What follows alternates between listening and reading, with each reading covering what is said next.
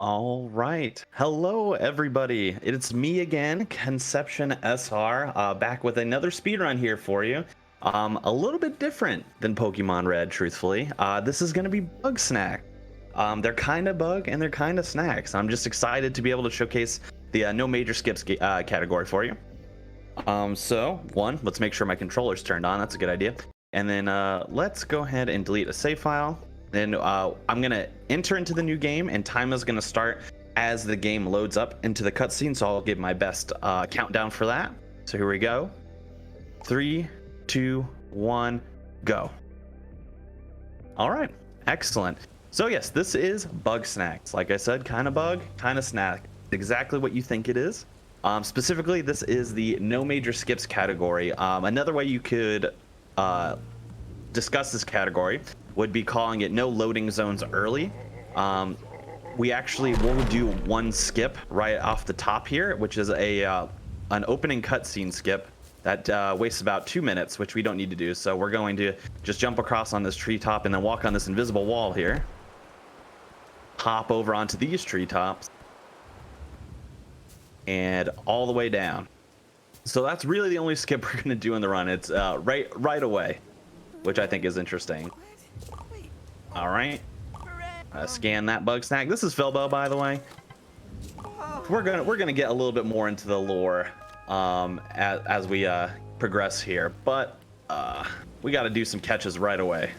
So we're gonna catch that Strabby, feed that to Filbo, do a frame jump hop back so that we can get ever so slightly closer to the next Bugsnax, which we need to catch, which is another Strabby. Then we're going to jump up here, crouch here, wait for that Strabby to walk by, throw a trap so that it runs directly into it, and then hopefully make an important cycle. Nope. Yep, that we came close, but not quite. All right, so we need that Roodle pop out of the ground again. There we go. Came close, but no cigar. And then we're gonna feed all of these back to Filbo. So, are you confused yet? Are we lost? We probably are. We start the game off with a lot of action right away. The biggest skip in the category, as well as having to get a bunch of snacks from Filbo here. So let's talk a little bit about what Bugsnax actually is. So Bugsnax, as you can tell, they are bugs, but they are also food. Fun food items that we see on a daily basis. They are edible, as you can tell, because Filbo just ate some. But this all takes place on Snacktooth Island. Where these grumpuses, which is what they call these furry humanoid creatures, inhabit the island and live and eat the Bugsnax. We were invited to this island by their leader, Lizbert, to talk to the residents here of Snacktooth Island, learn about Bugsnax, and kind of log everything. But once we arrive, we actually crash land. We figure out that everybody on the island has all been separated because Lizbert, their leader, is missing. So we need to figure out where Lizbert is. We need to get everyone back to Snacksburg and then kind of just see where the story takes us from there. So we have a new tool here, which is the Sauce Slinger. Sling sauce, as you can imagine, and we're gonna try and do a really fun quick catch here. It's a little bit tough to do. Whoops. All right, we're not gonna worry about it now because I don't want to miss a very important cycle, which we still might miss because I kind of took a little too long on that. Let's see. No, we're gonna get it. We want to make sure we get that Shishka bug. All right, and then we're gonna catch this the normal way. What I was attempting to do was actually shove my trap up top there through the floor so that I catch this Frider through the ceiling, which is a fun little quick catch. Somehow didn't catch that Frider there, so we're gonna throw another catch up to attract it back down. There we go. And we got to get one of these bungers, my personal favorite. And we got to run over here and capture this last bug. These are all wonderful. We missed it, so we'll have to do an alternate strategy here. So nothing decided to go right there, but that's we're still gonna be okay. So the reason why we caught all those Bugsnax is that obviously we need to do some quests in order to progress the story. Luckily enough for us, Shishka bugs do not like to come out of their bushes. Once they're in there, you have to are you serious? Oh boy, we have to figure out an alternate strategy here. Either that or reload the save, which I might do if I can't get this bugger to get off the tree. Let's see. Nope, we're gonna have to reload the save here. It doesn't mean we have to recatch the things we already did. It just means that I have to jump back down here and get this Shishka bug again, hopefully. We'll do it the old-fashioned way here. Yeah, nothing decided to play well today. Let the bunger get attracted to that Shishka bug and stun it like we did the last time. Here we go. Yeah, so we have to fulfill these quests in order to progress the story and get into the next area. Funnily enough, no matter what category you're playing, glitched or not, this area, which is called Garden Grove, cannot be glitched through. It's one of the only areas in the game that, for whatever reason, you have to fulfill all of the quests for the loading zone to even load into the game. So I don't know why that is. It's literally the only area that does this in the game, but you know, that's how it be sometimes. So any percent, no major skips, 100%, whatever category you're playing, you're gonna have to do Garden Grove, hopefully faster than what I did, but you'll have to do it this way regardless. Okay, so we're gonna grab the journal here, which is going to be a little intro sequence into what is in our menu, basically. And it's gonna be taught to us by Beffica here, who is another of the Grumpuses. Basically, we just mash all the way through every part of our menu here. We can't skip this, unfortunately, we have to do it.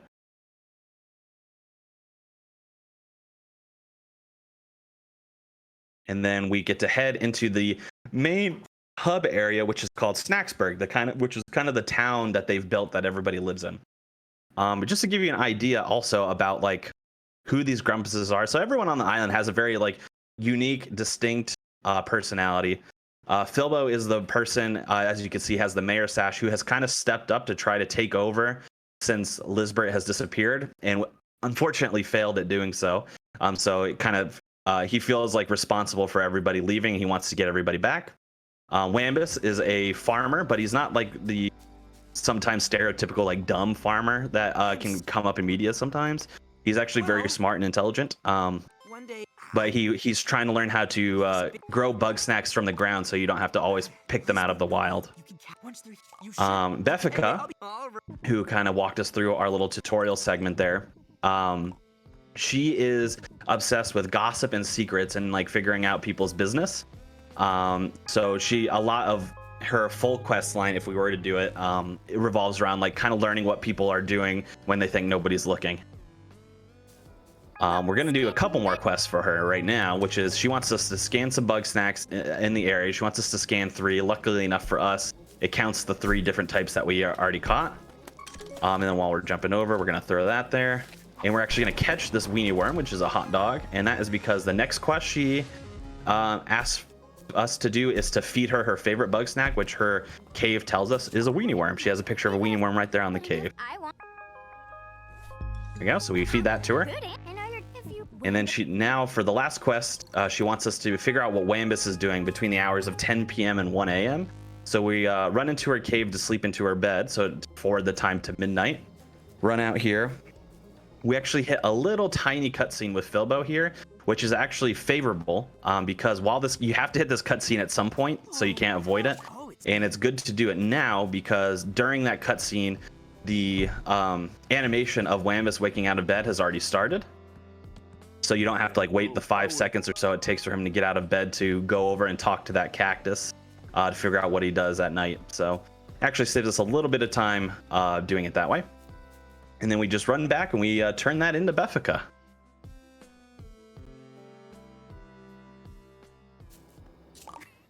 All right, and easy as that, Beffica returns. Now, like I said, part of the quest, not only trying to figure out what happened to Lisbert and where she's been and where we can find her, we have to get all of the residents of Snacksburg to return back to their town so that everyone can be together again. So obviously Filbo is back, we got Wambus the farmer back, and now we have Beffica. And there's going to be about 12 different Grumpuses that we need to get to return to the island here. And we're going to meet 3 more right now. This one is Floofty. They are a non-binary character, which I think is excellent. We get some excellent representation in this game, which I'm in love with. One of the main reasons why I love this game so much. We are going to be doing more with them later on. We're going to get them to return later after we have access to some other areas. But for now, we're going to meet 2 more of the Grumpuses. On the left there is Wiggle. She is somebody who loves to sing and is obsessed with fame and being famous. She even had, I believe, like a one-hit wonder some time ago. And on the right, in the little strawberry hat, which I really, really want, I wish they make that, somebody make that, is Gramble. And Gramble is a pacifist by nature. He doesn't eat Bugsnax, and he actually wants to open up like a big Bugsnax sanctuary so that all of the Bugsnax can just live there safely, and he wants to be their friend. How the game is structured in this early segment is that every area we go into, there will be 2 residents that we can get to come back. One of which you can complete entirely in the area that you're in, but the other one will not be able to be complete until you unlock another area and get some kind of bug snack from that area. So Gramble, we're actually going to be able to finish all of his quests, but Wiggle, there's going to be all quests besides one that we'll be able to finish because we'll need to catch a bug snack that is not in an area we've been to. All right. So we also have a new tool here, which is the Buggy Ball, which is a Strabby inside of a ball. Basically, what we're meant to do is like a little tutorial segment on how to use the tool there. However, we don't need to do it. It wants us to lead the Buggy Ball through a maze, basically, which we don't need to worry about. We can actually just target the end of the maze, and the Buggy Ball will do the maze entirely on its own while we run over here and accomplish some other things in order to progress in the more. We then catch a Grape Skeeto because we're going to need that, and we also need a Pinantula here. Those are going to be 2 bug snacks for Wiggle's quest up top, and then we're actually going to have the Buggy Ball start making its way here automatically while we turn in these quests with Wiggle. Hello. Oh, she wants us to turn her hair into a Pinantula, which is great. I'm styling. Who doesn't want that? And she just wants a Grape Skeeto in general. She doesn't care where it goes, so we just put it in the easiest area. All right, while we're moving, that Buggy Ball is moving towards this area, and it's actually going to get a Peel Bug to pop out, which is great. We need to catch 3 of those for a quest for Gramble. And for another quest for Gramble, we have to do something very annoying, which is to lead 2 Queebles up to his little farm area that we started out in, but we cannot catch them. We just have to lead them there. So that it's kind of frustrating because there's a lot of environmental stuff that can get in the way to make this difficult. Luckily enough for us, it seems to be going okay.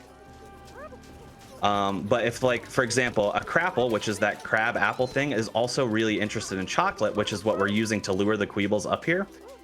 So if it catches wind, it'll also chase off the Queebles in an attempt to get chocolate back itself. So, you know, that can be pretty frustrating. But it went pretty well. Can't complain. All right, while Gramble is walking over here before we can turn in the next quest, we're actually going to forward the time here and sleep until it is noon. And we do that there specifically because we can't turn in any quests while Gramble is walking back to this spot. But we do it in general because if we did not, we would return back to Snacksburg right now when it is nighttime. And we need to talk to Filbo. Filbo would be sleeping, which is unfortunate because there'd be a long, roughly 5-second animation where we'd have to wake him up to get out of bed to talk to him, which we don't want to deal with. So we forward the time there, so it's daytime, therefore he is not. All right. So now we enter in what I lovingly and affectionately call the bane of this category, which is the first of 4 parties or celebrations that occur. After we get a select number of Grumpuses, it's usually every 3 Grumpuses, to return back to the island, Filbo gets excited and he wants to throw a party to celebrate, which, you know, is nice. It sounds nice. The unfortunate part of that is that they're basically glorified interactive cuts. There's not really much we can do.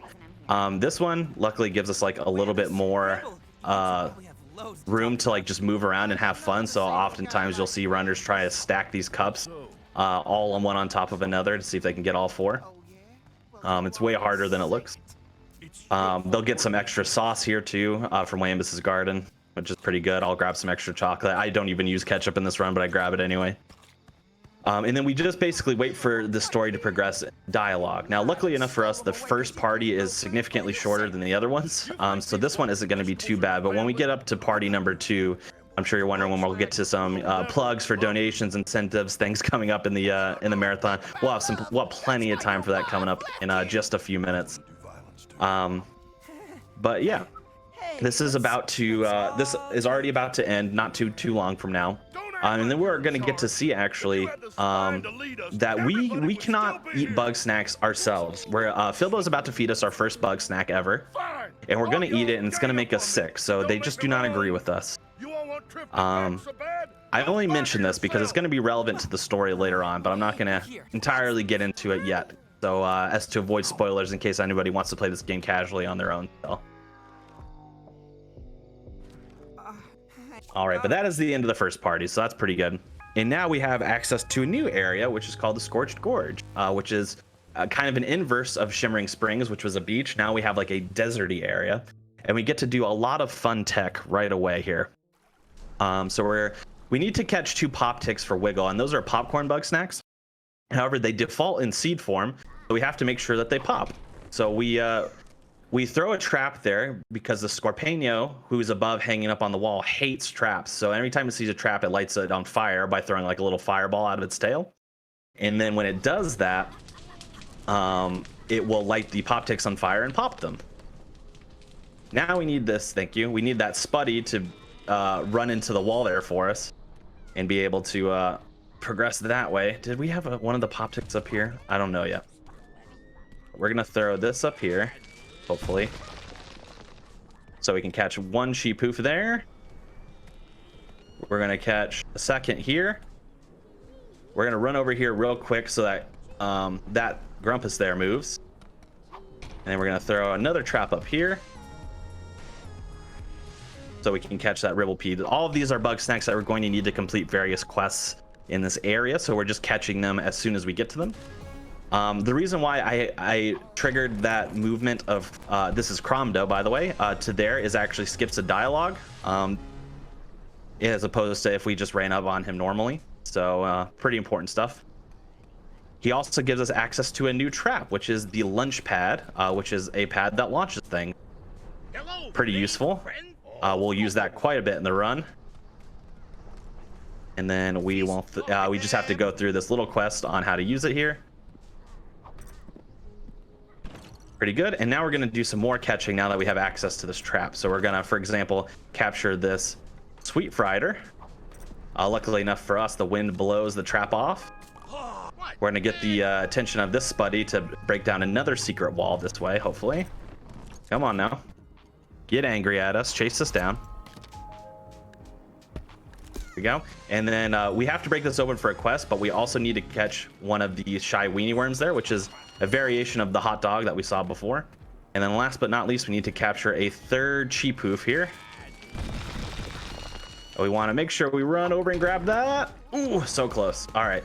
That is because, luckily enough for us, it actually hid behind the rock because that Scorpiano over there can light your trap on fire, which means you can't pick it up. So we got pretty lucky there that we didn't get it lit on fire, or else we'd have to recapture Sheepoof there. So we turn in the 3 Sheepoofs to Cromdo. Also a bit just for reference for story, Cromdo is kind of like the used car salesman of Grumpus's. He's kind of like he's like a scammer kind of. The rock. And he's a little shifty of an individual. But we have all of his quests done besides one. And then we very humanely attract that Ribblepede off of the wall there because we need to capture it. And then we actually need a 3rd one, but we also need Triffany to head down into the pit before we can progress the story. So we're going to capture a hidden one that's on the ceiling there while she walks, and then we're going to feed her all 3 Ribblepedes. Triffany is an archaeologist, as you might be able to imagine. She's kind of just chilling, looking at the bones of ancestor Grumpuses and all that. Okay, it looks like they're both over here. Ooh, interesting. This one is stuck. I've never seen that before. That one was like stuck in behind the wall, which is very interesting to me. The reason why we catch the pop ticks here is because Triffany has to run to this spot anyway. So while she's running, we just let her run, and then we'll catch the pop ticks while she's running. And we also have to be careful to catch those pop ticks very, very quickly, And that is because, as you saw before, the Scorpion will light our trap on fire if we don't catch them very quickly. So we got to be very, very careful there. But that is it for this area for now. We got Triffany to return, which is great, and we're one quest away from getting Cromdo to return. So that's very good. The area went relatively smoothly, actually. I'm pretty happy about that. That can be an area that messes with you a little bit just based off of the cycles that you see and all that, where the Bugsnax are. Now that we got our pop ticks, of course, we're going to go run back over to Simmering Springs, the beach area, and go turn those into Wiggle so that she'll return. Another point of order there as well, Triffany, obviously very smart, an archaeologist type, also Wambus's wife.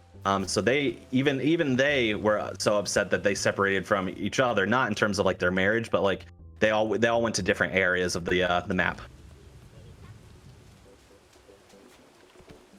All right, there we go. We got Wiggle to return. And you'll see now I did it in the Scorched Gorge as well as the Simmering Springs here, that I'll wait for the little icon in the right hand corner for autosave to appear, and then I'll reload the save. And that is because it still progresses the story, but whenever you reload the save, it brings you back to the door that you entered the area from. So it saves us a lot on travel time. Instead of running back to places, we can just do a warp. But yeah, so now we have 6 total of the Grumpuses back, and this is actually the second of our celebrations. This one is the longest by far. It's called Ghost Stories, so they're all kind of around the campfire telling spooky stories and stuff like that about what they've heard about the island. Kind of get us a little spooked. You can kind of, all we can do is kind of like look around and see, hey, what's that? Weird. Okay, and then we just look around, and we can't move from the spot, unfortunately. We can grab these sticks, we can light them on fire, we can set them back down. That's about it. And this is, like I said, basically a glorified extended cutscene. No real speed tech here. So if we happen to have some donations, some plugs, some incentives, I know we might have an incentive still going for this game as well. Anything we'd like to plug now is a wonderful time. We have so many minutes, so feel free. Yes, we do have quite a bit. Just a reminder before I get to these lovely donations, we do have that Bugsnax any % incentive. There's still around an hour left in this run, so we have plenty of time to make it. And you're gonna want to see it, so make sure to get some donations in for that. Absolutely. So I've got a few donations here. We have $20 from Peachy that just has 3 heart emojis. Well, thank you, and 3 heart emojis back to you, Peachy. Then we have $20 from Scala Kitty. Either Final Fantasy IV Free Enterprise harp song we pick is going to be amazing, but I might have a preference. To balance, I'm also tossing in the name of the FF Final Fantasy IV Free Enterprise. I find it harder to say the name than the abbreviation than the name. Harp composer Calm to be a party member. And just a reminder on those were made specifically for this marathon. Of course, they'll be in Free Enterprise after this, because that's really cool. But I've gotten to hear them. They're a secret to almost everyone. But historically, the Free Enterprise team has done this sort of thing, and they've always delivered something incredible. So, you know, if you have a preference there on either of those bid wars or to name the characters, you should get in on that, because that's going to close at the beginning of that run. We all know something kills Grumpus out there. And then we have $5 from Gears that says donating to make Hex do the Bunger voice. So yeah, I guess you can donate to make me do Bugsnax impressions, apparently. But okay, here we go. Bunger, bunger, bunger, bunger, bunger, bunger, bunger, bunger, bunger. So yeah, there's Bunger. Very good. That is very good. Thank you. You know, I've been lauded for my Bunger impression as well. So if you want to hear even more Bunger impressions, feel free to donate some money and ask for them. I'd be happy to do it for you. Oh yeah, no, you can. Is this permission to make you do Bugsnax impressions in general? Will you join me on this Bugsnax donation journey? Oh, absolutely. I'll definitely join you. I hope it kind of embarrassing, but there are some that I'm like, oh boy, do I know what they sound like exactly? So hopefully if it's too abstract, I'm sorry if I don't remember the sound effect. But I will do my very best. Absolutely. Well, that's all the more motivation. Can they stop you? Or can they stump you? Yeah, you know what? I'm challenging them. I don't think they can stump me, so we'll see. We'll see if they're right or they're wrong. We'll just have to wait and I will say as well, yeah, to go back to the any percent showcase. This game is very, very broken. We're doing the no major skips category, which is really great to do for marathons because we get to see all of the cool areas of the land. We get introduced to way more of the characters and stuff like that. But what we can do in about an hour in this run, we can do in about 5 minutes in any percent. So just to give you an idea of how broken this game is. I'm playing on the PS5 version of this game. And the world record for no major skips, the category that I'm doing, is 1 hour, 10 minutes, and 31 seconds. Any percent world record is 16 minutes and 24 seconds. So there's quite a huge difference as to what you'd be able to see. And I'd be very excited to showcase those skips for you. So get those donations in. Plus, it's just a wonderful cause. You know, Trevor Project is wonderful. So get them in. I wish I could say we're almost done with this cutscene, but honestly, we still have about 2 minutes left. This is a very, very long party where we do not too much. So what I will say is that, and I think this will resonate particularly with the Power Up with Pride chat audience. This game is wonderful. Not only is it a very fun and broken speedrun to do if that is what you're interested in, but as I kind of alluded to before, it has wonderful representation that we don't get to see a lot in video games. There is a non-binary character who goes by they them pronouns. There are a few different non-heterosexual relationships. There's nuanced characters with different motivations and things like that you get to explore when you get more into their side quests and stuff like that. It's way more deep than I think anybody realized when they first saw the trailer for this game come out, you know, when they were talking about the PS5 launch and stuff like that. But play this game. It was on sale as of last week on both PS4, PS5, and it's also available on PC. It was on sale on all the platforms for less than $20. I don't know if it still is. But even at full price, this game was worth every penny. So I can't suggest enough that people just play this game casually and see for themselves. We do get to actually move here a little bit, and we do get to get introduced to a new Grumpus, which in my chat, in my community at least, is a fan favorite. This is Chandlo. He is a jock type. He prides himself on his strength, and he loves, you know, lifting things up and showing how strong he can be. But he's also incredibly kind and emotional, and it's very sensitive as well.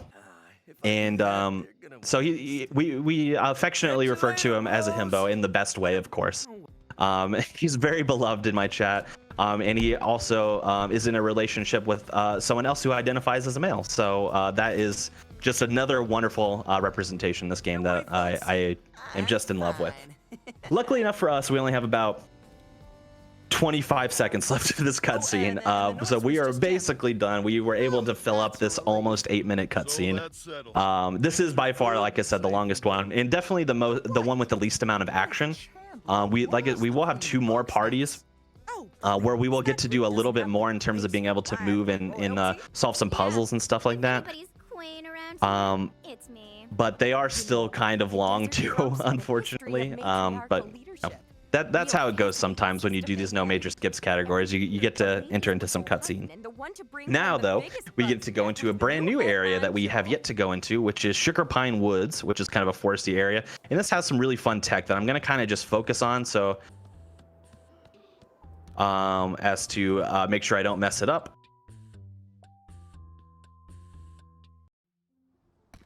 Where is the one? There we are. All right. And we're going to jump up on this rock. Sorry, I'm not commentating mode right now, but there's a lot of tech that goes really fast here. Here we go. Would this be a good time to talk about some stuff then? Yeah, go for it. And I'll explain what we're doing after. All right. Well, in that case, did you know that we have partnered with the Yeti to bring you some excellent shirts that are based off of various runs, and $5 from each shirt will go to the Trevor Project. So if you !Yeti in chat, you can check out the shirts. They will only be available until the end of the event. So if you like what you see, you better pick one up now, because they are good. Yes, they are. Yes, they are. Cannot emphasize that enough. Those are some awesome shirts. You're gonna wanna check them out. You're gonna wanna buy at least one, if not more. You're gonna want it. Just check them out. !Yeti, do it.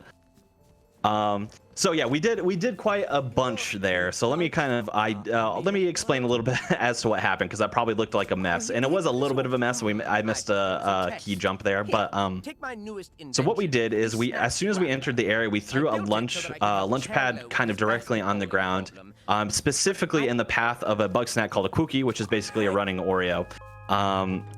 We need to catch that Cookie. We needed to catch 2 honeybees, and we need to catch a total of 3 snails. We only have 2 right now, but we need to catch a total of 3. So what we did is the game probably more intends us to just launch our trap up towards the honeybees, and just launch it while it's in the air and then catch it, kind of like we did with the sheep hoof in the last area. Oh yeah, oops, I gotta feed him. However, we killed 2 birds with 1 stone, or we trapped 2 birds with 1 stone, because it's a little more, by launching the Cookie straight at the honeybee. And what that does is the honeybee, which is obviously very sticky with honey, as you might imagine, the Cookie and the honeybee stick to each other, which actually stuns them both, and then they both fall to the ground, so we can catch them in a 2-for-1 special. Also, when things are launched in the air, it also makes the other honeybees in the area angry as well, so they kind of dive at us to see what's going on. Like, they'll dive bomb at the Cookie and stuff like that, and because they dive bomb and hit the ground, that stuns them as well. So we're able to capture 1 more. We don't need all 3 of them that are in that area. We just 2 out of 3 of them for this quest here, and then we're able to catch that. Then we ran up onto a rock, caught a snail relatively slowly. Unfortunately, you just want to throw the trap above it and have the trap fall into it, but didn't go as planned, unfortunately. And then we caught another snail by doing some parkour across the rocks. So yeah, that was quite a lot of information. And then we just accomplished some other quests for Chandlo. So Chandlo is actually ready to go back, but he won't go back without Snorpy. So you also have to convince Snorpy to go back. And we're actually working on that as we speak. We just have to get him 2 char mallows, which only pop out at night. So we slept in his bed till midnight. We stunned 1 using a new trap we got called the tripwire. And then we got another one by hitting this popsicle with chocolate, which will extinguish the char mallow, which was on fire, making it eligible to be caught. But we also need this popsicle anyway, so it's actually again another 2-for-1 special that we do, because we'll need these for a quest as well. So now that we got our 2 char mallows and our popsicles, we're gonna go feed the char mallows to Snorpy.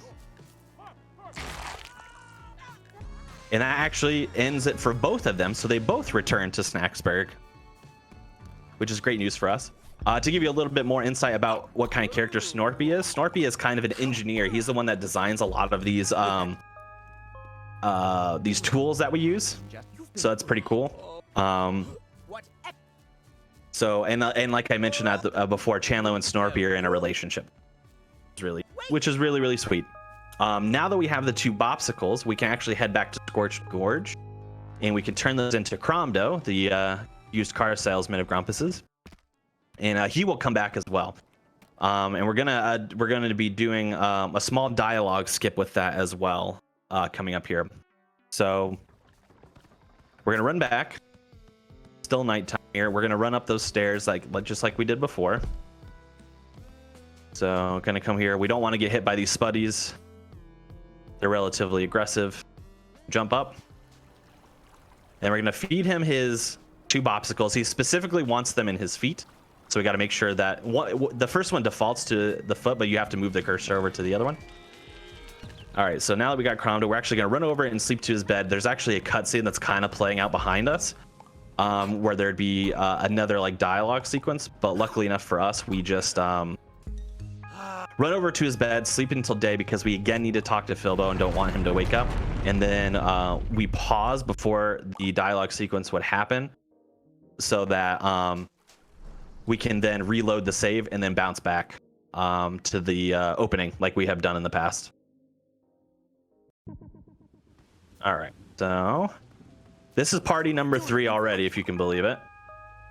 Well, we got those ones. That's the rare site. And so some weird things are happening here on Snacktooth Island and in Snackburg. We just had we were just sleeping and we encountered like an earthquake or something, and we're seeing things are awry. We are coming back. We see footprints all over the place. There's this "No More Bugsnax" sign hanging up that was not written there before. We're starting to get a little bit like worried, suspicious. What's going on? What's happening with all this? And what we're going to do in this party, quote unquote, is we need to find 6 clues across Snacksburg here to help lead us to figure out what we think might be going on. Now, luckily enough for us, from this position, if we line up, we can definitely get 3 of the 6 clues without moving while this cutscene is playing.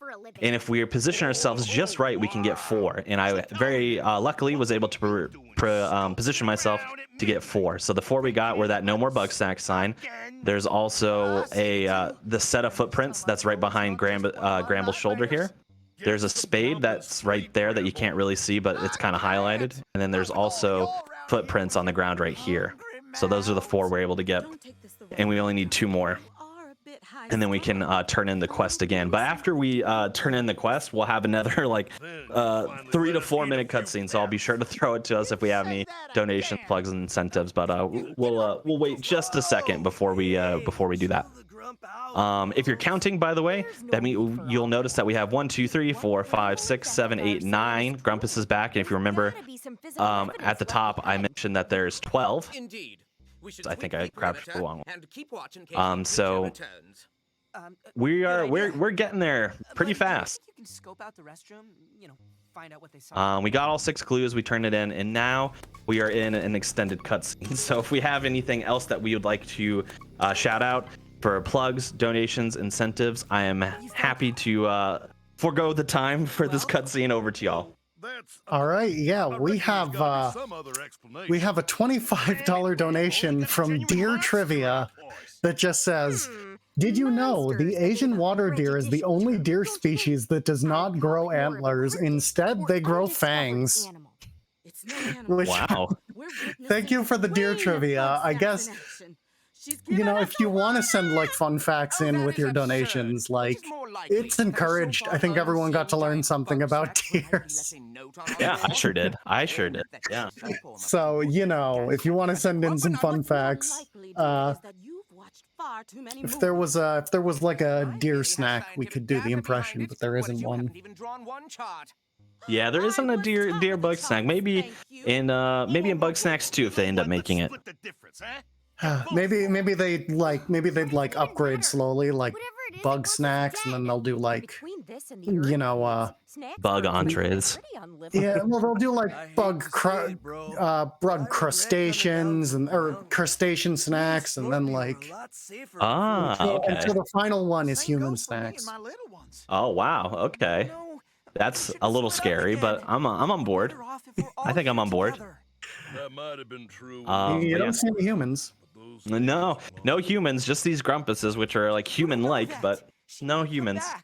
We'll have to figure out why that is at some point. Hopefully, I'm hopeful that this game was successful enough to warrant a sequel, because there is a little bit of a tease in the post-credits. So we're not even going to get to see it in this run, but play the game casually, and there's a little bit of a tease in the post-credits, so that they have some ideas for a sequel maybe.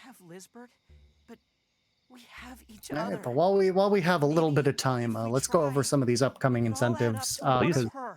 We of course have the Bugsnax any % showcase. You do want to see that.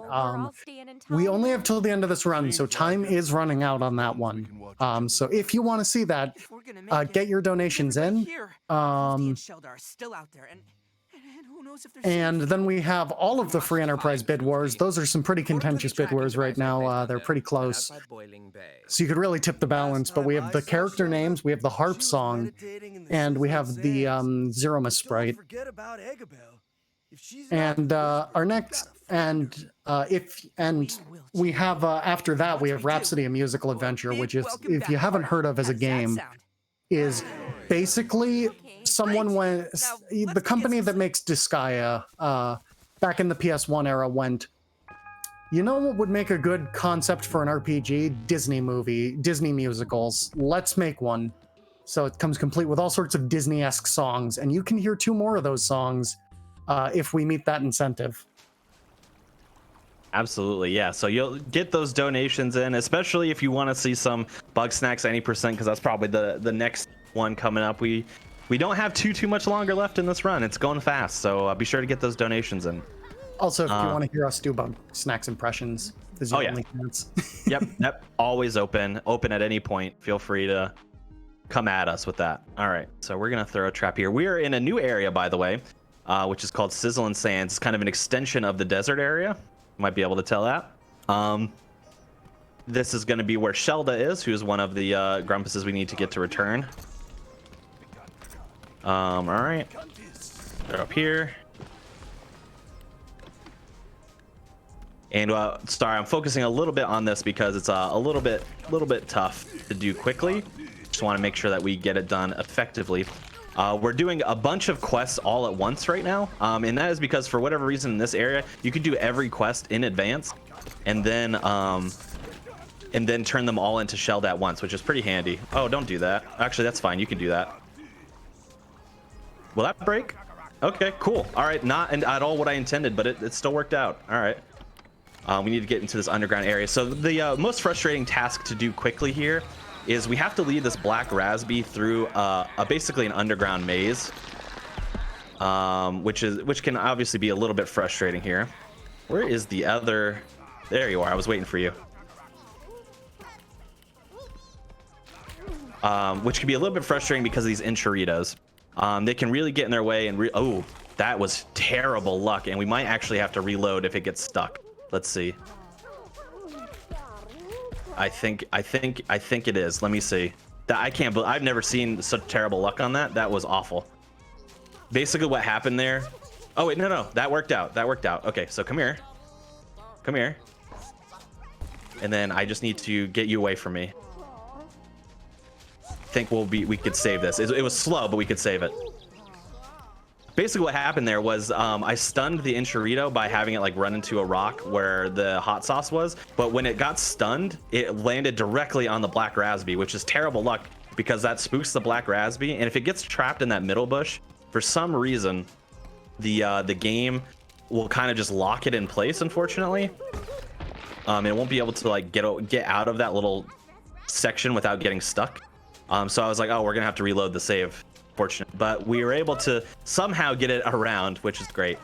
So we were able to successfully lead the black Rasby, and now we can turn it. We actually completed all of the quests for Shelda all at once, so we're going to turn them in at once here. We needed to get cheese, did that. We needed to break 2 eggs, did that. We needed to break apart 2 praying picantuses, we did that. And we needed to lead the black Rasby through the maze, we did that. So all things considered, that could have been a lot worse. So luckily enough for us, now Shelda is returning, and there's actually a shortcut, secret shortcut that is to the next area we need to get directly, which if you press those statues in order unlocks the shortcut here. And then we make our way to the other area, which is Boiling Bay, an extension of the beach area that we went to near the very beginning of the run. And this is where Floofty is going to reside, who we met at the very beginning of the run as well. We need to lead this noodler this way.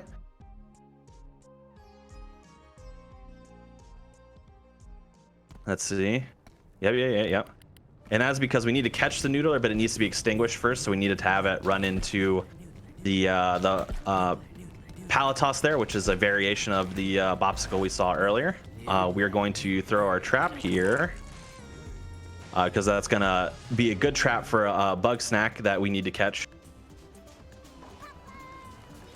Hopefully. No, don't hit the trap, you jerk. That fortune.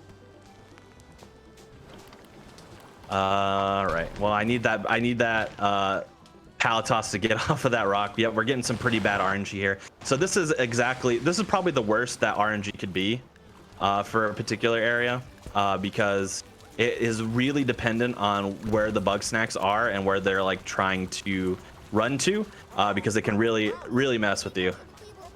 We need to get one of these coconuts, so I'm gonna draw the attention of at least one of them. Great, got one. And we also still need to catch this banopper that's flying around. So what I'm going to do is I'm going to launch that there, and I'm just going to distract the pallet toss here so that it does not even go anywhere near. All right, cool. The banopper, because I'm going to need to catch it. There we go. I'm actually going to light myself on fire on purpose here because it makes us run faster. Unfortunate, but we were able to finally get them all. And these are all Bugsnax that we need for Floopy quests. All right, so we turn their hand into a banopper, and they actually give us a new technique as well, which means that we could target not only limbs that we can turn into specific Bugsnax, but we could turn them into any Bugsnax that they've already eaten as well. So that's pretty handy.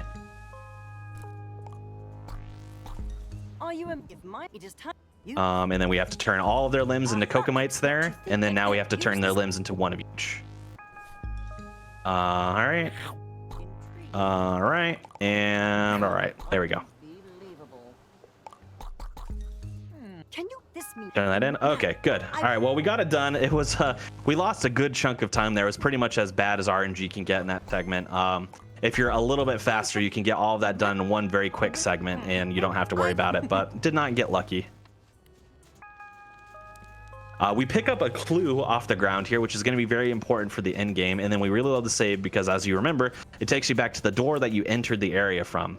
So we actually didn't enter the main area entrance for this segment. We actually entered through that secret passage. So we bop back through the secret passage back into Sizzling Sands here, and then we actually are going to run all the way back to Snacksburg. We got Shelda and Floopty to return back. There's only one more Grumpus that we need to get back, and one more area that we have yet to visit that has, you know, like an open area with Bugsnax stuff. So we're gonna get to see that soon. But before we do that, we're actually going to do some interviews. And by interviews, if you recall near the very beginning when I kind of explained the general plot of the game, I mentioned that we are a journalist, and that is true. And we came here to do a job. So you have the ability to interview every resident of Snacksburg, and pretty much all of them will give you a special clue as to what is happening with Lizbert, figure out where she's disappeared to, and things like that. This cutscene right here with Wambus and Triffany has actually been here since Triffany got back, all the way like 20 minutes into the run. But I saved it for now because we need to talk to Wambus, and you know, talking to Wambus right there makes it so that he's very close to where we're at. Luckily enough for us as well, so all we need to do for the interviews is the little checklist that's in the top left corner. We just have to satisfy all of those checks in order to get the clue that we need. So we don't have to go through every dialogue option, just the ones that progress the interview checklist. So it's just all about knowing for each Grumpus what question to ask to further the checklist. I'm thinking it might help you find. So Wambus is the first one, Gramble's the second one. We're gonna do 4 total. Scrambled. And they can go pretty quick as long as you know exactly what questions to ask. Gramble is one of the longer ones, unfortunately. Wambus too, actually, they're both pretty long. But the last 2 that we need to do, which are Snorpy and Triffany, are both decently quick for us. So we're gonna talk to Snorpy here. And then do Snorpy's interview, which is a lot quicker, much less scrolling to do, and even less options to select, which is great. And then last but not least, we're going to do Triffany. As we head over to Triffany to do her interview, we actually have to be a little bit careful, because if we don't hug towards the right side of the wall here, kind of near these posts, we'll actually trigger a cutscene with Beffica and Cromdo that we don't need to hit, and it just wastes like 5 seconds. So we don't need to do that. Probably waste more, like 10 seconds actually. Luckily enough for us, we avoided it, and they gave us all clues that we needed. Wambus gave us a secret note that was written by Lizbert. Gramble gave us a diary key. Snorpy gave us a map, and then Triffany is giving us the diary itself. So we're actually gonna hop in the diary, use the diary key, get the code, the secret code that Lizbert wrote down from her diary. And then we are heading on to the last open world kind of quote unquote area that we have yet to see, which is Frosted Peak, that very snowy mountain that's in the distance. The game wants us to walk the long way around by going right there, but lucky enough for us, they placed that snow pile there that we can just skip walking around that whole area and keep moving. So we're going to be introduced to the last Grumpus that we're gonna see / interview here. But we need to catch a few things on our way. We're gonna grab some of that peanut butter. We're gonna get the attention of this Mount Sodi here, because we need to catch that. So we're gonna grab that. And then we're going to meet Eggabell. Eggabell is in here. Eggabell, as far as personality type, she is like the medic / mom character, kind of. She's very like affectionate and very willing to help. And she's quite literally a doctor. In addition to that, she is Lizbert's partner as well. So she is more dedicated than most to finding Lizbert. And this is where her clues have taken her. So she's actually getting ready to show us a big old secret door. But she has to walk there, and we don't have time. We're gonna do some stuff while she's walking there because it's a long journey. So we're gonna catch some Bugsnax that we need to do to progress the story, and then we're just gonna jump all the way down here. And we're gonna stand right here waiting for her to finish that walk. And then basically the reason why we needed to catch those Bugsnax is that there are these 6 statues that we need to use to unlock the door that all need a specific Bugsnax. She basically says, you take half, I'll take half. And it doesn't matter which of the 3 of the 6 that you grab. You just need to grab them. And we just grab the 3 quickest, which are that Mount Sodi, the Chippy that was just running around, which is kind of like the cookie, except it's a chocolate chip cookie as opposed to an Oreo. And then the Flutterjig flying peanut butter and jelly sandwich. Pretty cool stuff. She tells us that unfortunately we got everything ready to open the door, but there are 3 pressure plates that are on the ground that are the final like devices to open the door, and there was only 2 of us, so we need help from one other Grumpus. So we're gonna run back to Snacksburg and we're gonna get Filbo involved here, and Filbo is gonna come with us, and we're all gonna open the door together. So we're gonna run back, talk to Filbo here. Hello, Triffany. How's you do? Luckily enough for us, we don't have to run all the way back to Peak again. When we talk to Filbo, it warps us right to Peak, so that's very handy. Unfortunately for us, once they start moving, it's just a slow walk all the way back to the same door that we were at. We cannot speed this up. We can't like do anything to go faster. We just have to kind of follow them. We do have access to our tools, so you can like mess around and pull out your tools. But somebody in the community whose name is Rekelt was doing a speed run of this one day and pulled out his sauce slinger and hit Filbo with sauce in the face. And he just turned around and stood still, and he soft locked the game by doing that. So you don't want to fool around too much because you might soft lock the game, which we don't want. So we're heading back over here. We're gonna get on the pressure plates and open this giant door, which is where we believe that Lizbert must be, because this is where all of her research has pointed, is to this giant door. So we have to get by there and see if we can find Lizbert. All right, so we got the 3 pressure plates down. Now that they're down, they're gonna try and open the door. 2, 3. Here we go. Oh, weird. The door is not opening. Instead, it's like collapsing. I wonder what is causing that. Well, that's okay. Eggabell's gonna work on that. She's gonna figure out why we can't get through the door. In the meantime, there's only one thing we can do, and that's party. So we're going to checkpoint warp here. And then we're actually gonna head right back to Snacksburg, and we're going to do the 4th and final celebration that Filbo wants to do of the run. Weirdly enough, it's actually also the point of no return in this game. It actually gives you a big warning, like, warning, this is the point of no return. If you progress the story, you will not be able to go back and catch Bugsnax and do these side quests. Doesn't matter for no major skips category. Does matter for 100%, because if you miss something, you have to get it before the point of no return, or else you have to do the whole last, you know, like 20 minutes again, basically. Okay, so here we go. We're gonna talk to Philbo.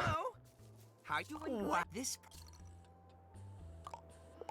And then we're gonna do the last party. So the last party is pretty fun, actually.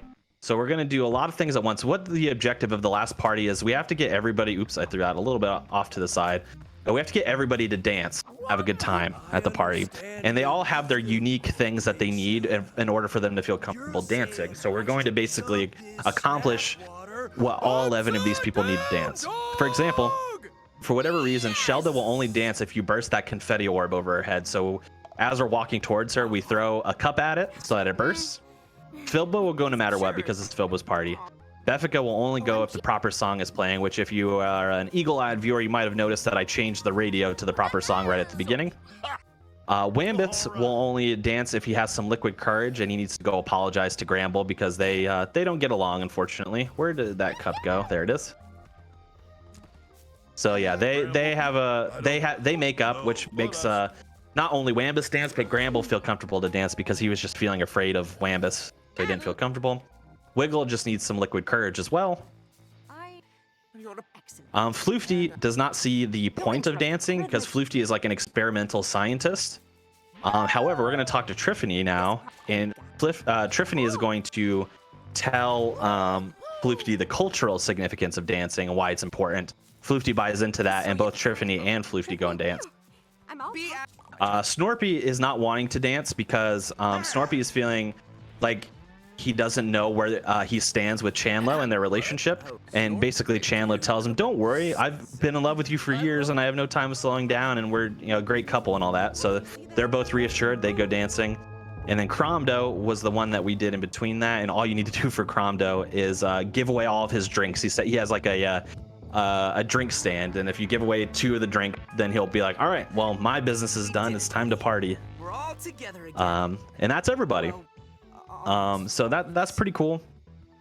I'll also shout out here a member of my community and one of my mods, Steve TD Online, big fan of this coming up section here because his favorite of the Grumpuses is Shelda, and we're just having this conversation with Philbo here, and then Shelda bursts in with this. Our end is nigh.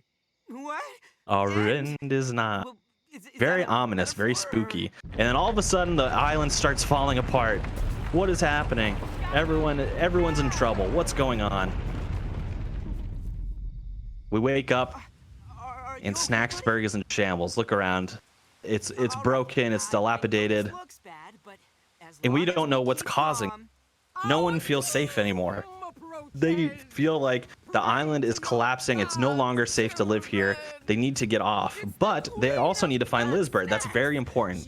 So what we're going to end up doing after this is, one, we're going to split up. We're going to, us and Philbo are going to go look for Lizbert with Eggabell up in the mountain. The rest of everybody is going to be getting ready to leave the island because they no longer feel it is safe to stay here.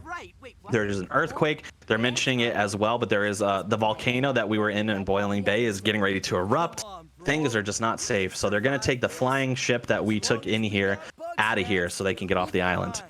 And we're going to be getting a little bit more into why that is and why the island is collapsing, and basically the big climax and twist of the story. So if you are trying to avoid spoilers for the run, I'll give you a very clear warning, like, hey, you know, spoilers incoming, you know, mute or, you know, look at something else for a second while you need to if you're trying to save it and play this game casually. I wouldn't want to spoil it for you, but other than that, we actually just have a long sequence where they're kind of talking about their plans. So if we have any donations, incentives, plugs, anything else that we would like to discuss, now is a wonderful time for that. We do indeed. We have, in fact, $20 from Kateria. Guys, gals, non-binary pals, friends of all genders, sexual orientations, races, religions, ethnic background, ages, and abilities. You, yes, you, can all be heroes. Be a hero, get vaccinated against COVID-19. A message from a random concerned human. Donation goes to Runner's Choice. That's a really good idea, by the way. Please get your COVID vaccine if you haven't already. I've been vaccinated personally. As have I. Yep. It's worth it. Do it, please do it. And yeah, donation goes to Runner's Choice. So where do you want to put this $20? Is it would it be selfish to put it towards the incentive, right? Are we still trying to meet that? Are we anywhere close to it, or? We've got quite a ways to go, so it's not impossible. If someone wants to make that happen, they can make that happen. But it will be a big climb at this point, so we'd need a really big push to make that go. All right, well, let's see if we can get that big push. If not, we'll put it towards there was the harp player for Final Fantasy IV, right? That there was an incentive about the harp player. I would like. There's a bid war. You can choose. Oh, okay. It'll either be an Underworld song or an Overworld song if you have a preference on that. Ooh, let's go Underworld. That sounds nice. All right. Well, spooky. Yeah, let's do that.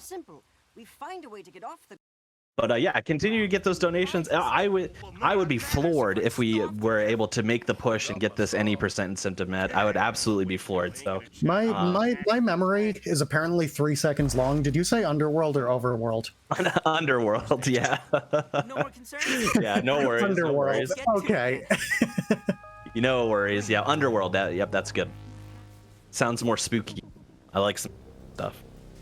Okay, so now the party is over, and we're actually heading back up to meet up with Egabel and Filbo so that we can finally get through the door and figure out what is going on behind the scenes here. We still do have like we are gonna climb on the rocks again here and get into Frosted Peak, so we still do have like another little like I don't know 30-second slow walk until we get to the door and actually get into it. And then we'll start getting a little bit into spoiler territory. Again, I'll give a nice big warning in case you're trying to save it. But yeah, this is another little slow walk. Yeah, if you're someone who's interested in learning to speedrun this game, by the way, it's very accessible for one. It's a low barrier of entry in terms of like if you're wanting to learn any percent, the much shorter category. It's very easy to jump in. We have resources for it, obviously, but it's even learning the tricks and skips, it's not terribly hard. So you'll be able to beat Bugsnax in under 20 minutes in pretty much no time. So I definitely suggest doing that if you're someone who's interested in learning the speedrun. But we're also always looking for more runners of no major skips and 100%, which are both phenomenal and super fun runs. So I'm always happy to help provide some resources for that, or if anyone has any questions, feel free to reach out to me on that. But yes, we're about to head through the door here. So I'm gonna give, this is my big warning, spoiler territory incoming. All right, big spoiler stuff is happening, not only visually but audio. So we're gonna go in here, we're gonna fall, and this is an area that's called the Undersnacks, which is where we've landed once we've fallen through the floor there. As you can see here, food has kind of lined the wall, so they're all, I guess, Bugsnax, and we're walking through what I'm going to call juice. I don't think it'd be blood because I'm pretty sure they would have juice if they're food, so we're gonna say it's juice. We're gonna head down here, and Filbo is being terrorized by the Snack Squatch, which is an amalgamation of a bunch of different Bugsnax. And we're going to continue to make our way through the hallways here. What we're about to do is we're about to meet the Queen of Bugsnax, who up to this point was fabled. It was just kind of like a spooky story, or a myth that we weren't sure if they actually existed, but they for sure do exist.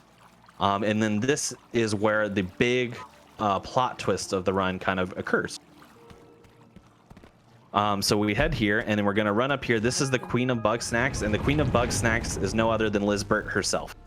Now you might be thinking, oh, so that makes Lizbert evil then, right? She's the Queen of Bugsnax, she's destroying the island, but it's not so simple. What is actually happening here is that Lizbert has discovered a terrible secret about bugs. The secret that she's discovered is that Bugsnax are not as innocent as we, unfortunately. Bugsnax are actually parasites. So when you eat them, they're attempting to control the host body and for their own, gains and what Lizbert discovered this a little bit early on, and she actually sacrificed herself to become the queen of Bugsnax in order to keep all the Bugsnax at bay, so her friends wouldn't be destroyed. However, she is now starting to lose control. The Bugsnax are starting to overpower her, so the island is starting to collapse. In addition to that, the Bugsnax are attempting to take over and destroy all of the Grumpuses. So what happens is Eggabell comes down here. As I mentioned, they are partners. Eggabell also sacrifices herself in order to give them a little extra boost of power so that they can keep the island in place and fend off the Bugsnax while we continue to make our escape. This leads into what we call in the speedrunning community of Bugsnax the Gauntlet section, because this is where we're going to be doing a series of mini challenges that revolve around variations of the tools that we used earlier in the game, and we're going to be fending off Bugsnax as opposed to trying to capture them, basically. And there's 6 of these challenges, and there are 2 Grumpuses at each challenge, basically. So technically what happens in the Gauntlet is if you had fed a Grumpus a ton of Bugsnax and had not completed their side quests, they can actually die here, these Grumpuses. So there is actually like a good ending and a bad ending of this game. However, I think it's really cool and unique that the good ending of this game is actually significantly faster than the bad ending. I feel like usually in speedruns it's the opposite, because the good ending usually you have to accomplish some other tasks or save some extra people or something like that. But in this game, yeah, the good ending is faster. So luckily we're going to do that. But you can actually have the Grumpuses die and be succumb to the Bugsnax control. Luckily enough for us, no one is even close to that, so we won't have to worry about it. That was the first Gauntlet challenge, by the way, which is instead of a snack trap, we have a snack chop there. So we just fend off a small horde of Strawbies that are coming to attack Filbo and Snorpy. At the end of that challenge, we start hopping towards the second one, just to save us some travel time.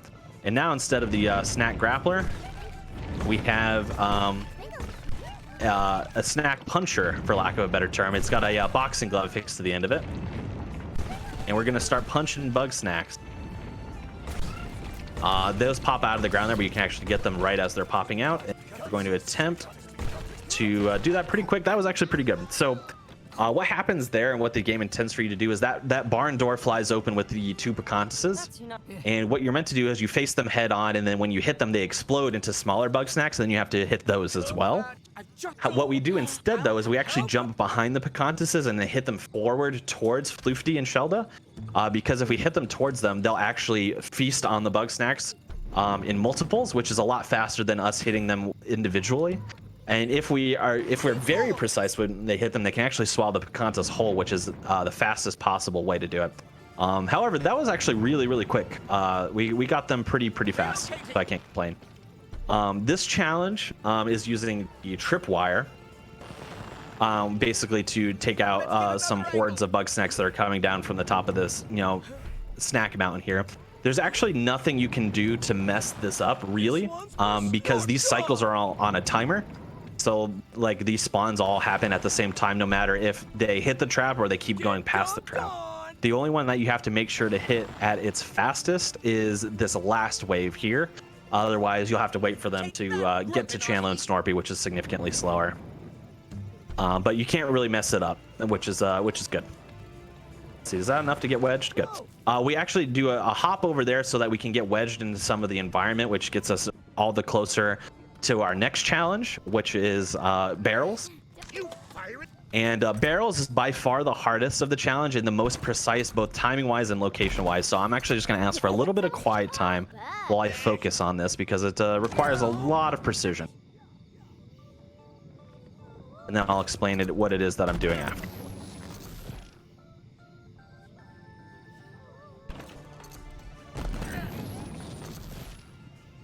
Okay, so far so good.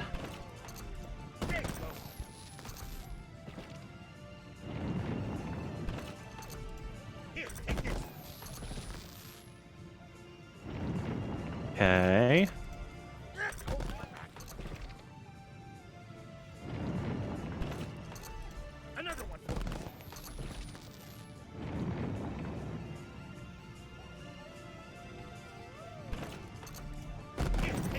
Okay, very good so far.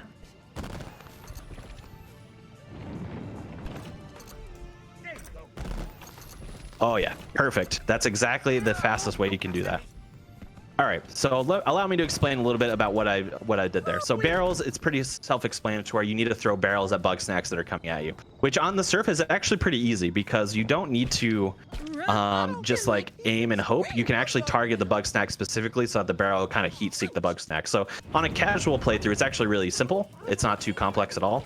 But you have to, doing it that way means you have to target the Bugsnax individually, which we do not want to do, because that means we can only kill one at a time, which, you know, is unfortunately slow.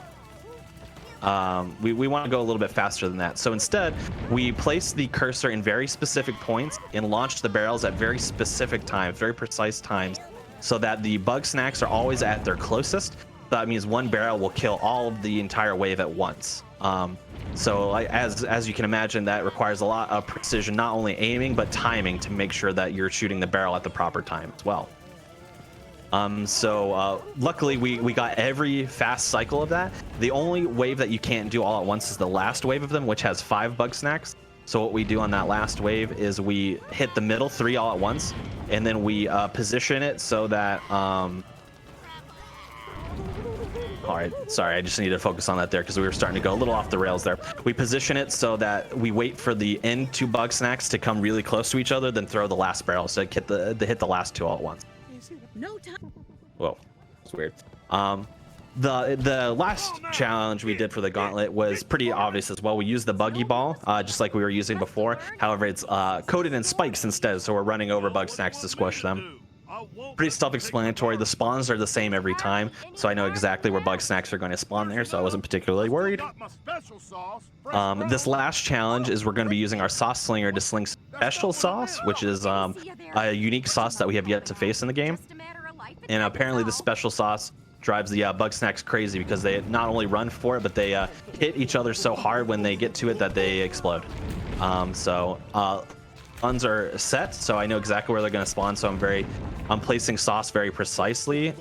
Oops. Oh, that worked out okay. So that it makes these mobs attack each other at their fast. And then no run is complete unless you shoot Wambus with some sauce, of course. And voila, that's how you do the special sauce. And that's actually all the Gauntlet challenges. So we're actually approaching the very end of the run here, coming up really, really quick, probably in the next, I don't know, minute or so, maybe. You get a little tease here if you want to play the game casually. These are some of these huge Bugsnax, like this watermelon. There's this giant cake that's going to fly overhead in just a second. This giant pizza as well. These are 3 of the 4 legendary Bugsnax that you can encounter in the game. So there's 4 legendary Bugsnax. You know, you want to, and they all have their unique fun fights. So be sure to check that out. But yeah, time is coming up real soon. Again, get in those last minute donations if you want to see some any %. But regardless, I'm very happy to be able to showcase Bugsnax in any variety at such an important event as Power Up with Pride. So I'm just happy to be here. All right, so this is where we would see the quote unquote good or bad ending in this segment coming up here. Which is the beach. So basically everyone who survives comes to the beach. If somebody dies, you know, there's a lot of sad dialogue and stuff like that, and you can actually have it so that Filbo is the only one on the beach. Oops, I accidentally hit the wrong button. There we go. Hey, buddy. So, but luckily enough for us, everyone survives because that's the fastest. Yeah, no, I know. And then we actually run up here, and we're gonna have one last cutscene, and time is coming up. So we're gonna mash through this. This is actually the boss of our the newspaper we work for, or news network. Mashing through. Time is coming up. And time.